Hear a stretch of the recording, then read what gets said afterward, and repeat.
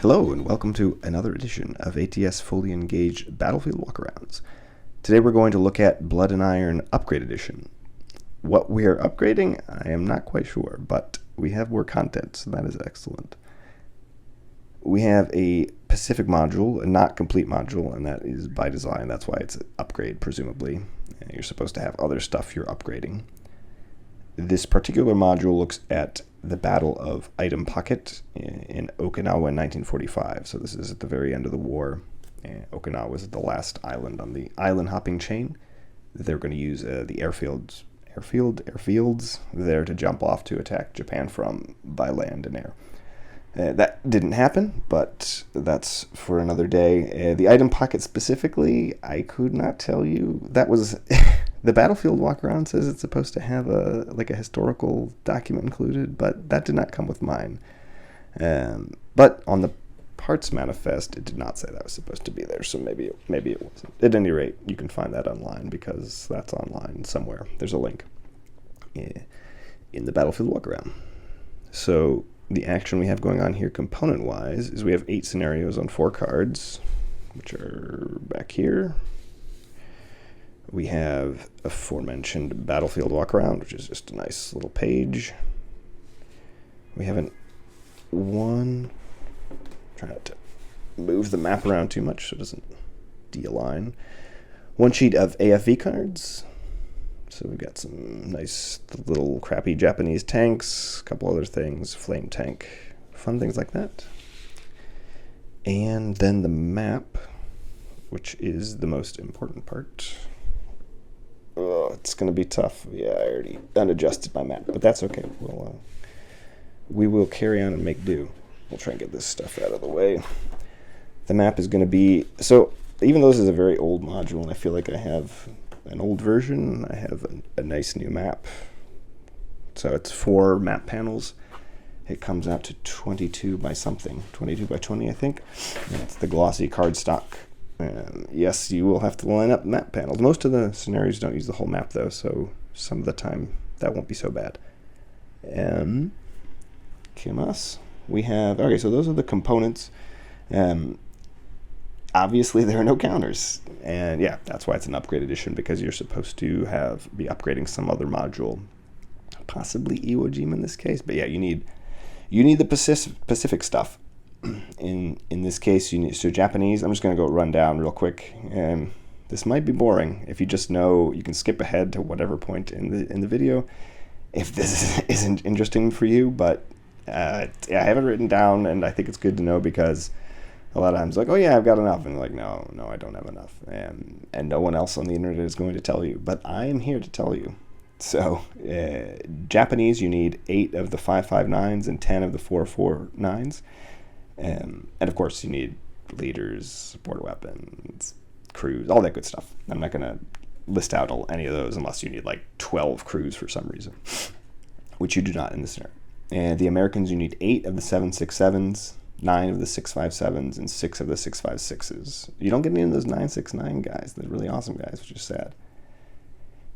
You need a couple of units that are a couple of guns. Japanese, a Type 98 AA gun, Type 92 howitzer, and 2 of the Type 1 AT guns. I'm assuming those are pretty common, but I could be wrong. I'm not super familiar with Japanese armaments.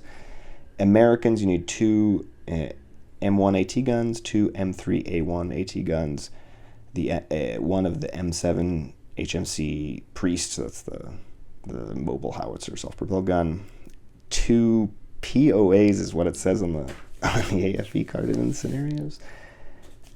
I mean, it's a flame tank, which is very cool, so that's all that matters, but I don't know what a POA is, and I looked for it. It might be a Sherman variant. I did Google it, and I could kind of find some stuff, but it seemed like a lot of effort to go down the rabbit hole at that point. And then 3 M4A2s. So not too much in the way of crazy stuff. If you have a Pacific module or 2, you're probably going to be okay. And if not, then you have the very detailed list of what you will need. In terms of VAT supports, there is indeed VATS module that's the Blood and Iron map on there. So that is fantastic. Get right to it. And let's go over some of the interesting, cool stuff. Let's take a look at the map a little bit more closely. You've got an airfield down in the corner here. A lot of the scenarios revolve around nice and glare there too. That comes with the map. Yeah, a lot of the scenarios revolve around taking the airfield or defending the airfield. You've got a bunch of ridges. You've got some beach up there. You got sea walls. You've got all sorts of Pacific terrain, which is pretty interesting to me. Jungles and palm groves, and there's a ton of linear depressions, ravines, and I don't even know what that is. It's a gulch, but it looks like not a ravine, something else. You have a railway. There is a significant amount of terrain going on of different types. You have razorback ridges, which you find in Korea as well. And those are kind of cool. They're like hillocks, but they provide cover, improved cover. Oops, I muted myself there a second. Sorry about that. Which is nice, gives some nice tactical options. They have a few other rules too, but that's kind of the big one, or at least the one I remember, because it's easy to take advantage of. You've got a lot of variation in elevation, -10 to up to 50. I'm sure line of sight is super fun, although there's lots of wide open spaces too, so maybe it's not so bad.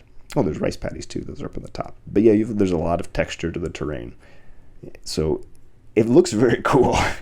if that's your thing to play on, I would enjoy it a lot. Yeah, but it's probably not the simplest. Man, this mic picks up the motorcycles like a boss.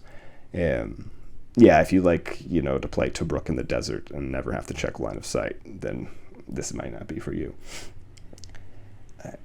As for rules themselves, other than the terrain rules, of which, yes, you will need to refer to those a little bit, there's a GR6 sound locator, which is indeed in the main rulebook, and that has to do with counter battery fire, so it just locates by sound, presumably, where the enemy artillery is firing from, and it gives you a bonus on the roll and makes it a lot easier to suppress their artillery.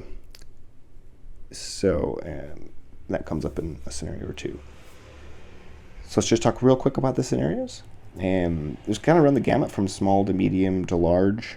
Nothing too huge, but there are some bigger ones. At least for me, I tend to play smaller scenarios, so maybe I'm a little bit biased. There's not like 100 squads total between the two sides in any scenario, but there are a good amount of counters in some of them. But there are some very small ones as well, and then, like I said, some mediums. Mostly infantry. There are those guns. There's only one scenario with the AFVs, so as you'd expect in the Pacific. There is actually a lot of armor in the Pacific, but not Eastern Front levels or Tobrukian levels of armor swirling around the desert or the steppes. So if you're looking for that, of course, that is not what you're going to find here. But there are a few tanks, and there are scenarios with guns. And there's at least one night scenario. I didn't check that too closely, but there is one.